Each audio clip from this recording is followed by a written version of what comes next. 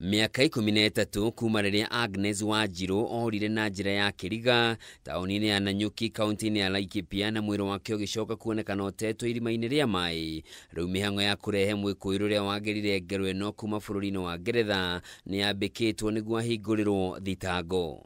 In our judicial system, my lord. Ndeto nerekereirio ni wakiri wa thirikari Gikui Gicuhi mbere ya mucirithania Alexander Muteti uria urathikiriria cira uria handitwo ni andu a nyumba ya Wanjiru. Gikui augite wabici ya mutongoria wa thitango cia muingi ni hariririe maratathi mothe maria marabatarania na ikamanengera na kuri wabici ya munene wa watho, na kiria gitigarite ni kwaraniria na thirikari ya Ngeretha niguo mwikuiro ucio aikio ngono na acokio guku bururi-ini. So my lord, on our part, we confirm that we have initiated the extradition proceedings.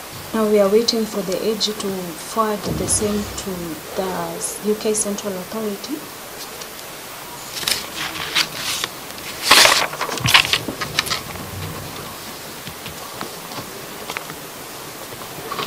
For the process to commence on their end. Gikui ni ekuritie igoti rigathike muthenya wa kugwetwo gwa cira uyu ringi kiambiririo-ini kia mwaka ukite, kuna mihango ino no ikururie undu uria ureganirwo naguo ni wakiri wa nyumba ya Wanjiru, akiuga miaka 13 ni miingi muno kihoto kia Wanjiru gigikururia magoti-ini. Wakiri wa nyumba ya Wanjiru ni athiete na mbere kuga thirikari ndironania wirutiri wayo wa kuhanyukia mihango ya kurehe mwikuiro ucio uria ni afitha wa mbiraru cia Ngeretha. First, for a further mention,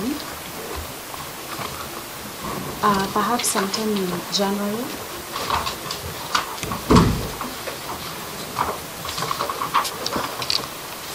to confirm the status of the arrest and surrender of the fugitive. Authorities charged with the prosecution of suspects have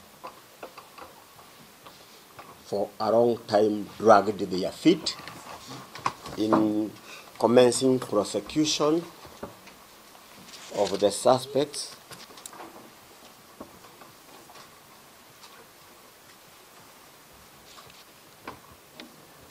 Despite the suspects having been named in an inquest.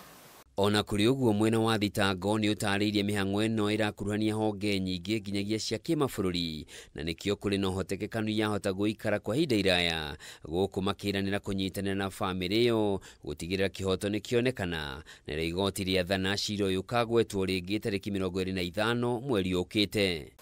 In view of that of the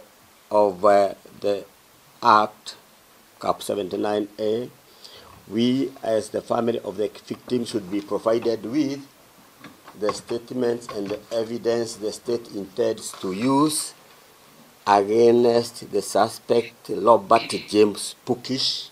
Mihango ya gucokia afitha uyu guku bururi-ini yambiriirie kurumirira itua ria igoti inene ria tariki 16 mweri muhituku riria riathanire mwikuiro ucio aikio ngono haria hothe ari thiini wa thi na akinye igoti-ini niguo ahingũrirwo thitango cia njũragano.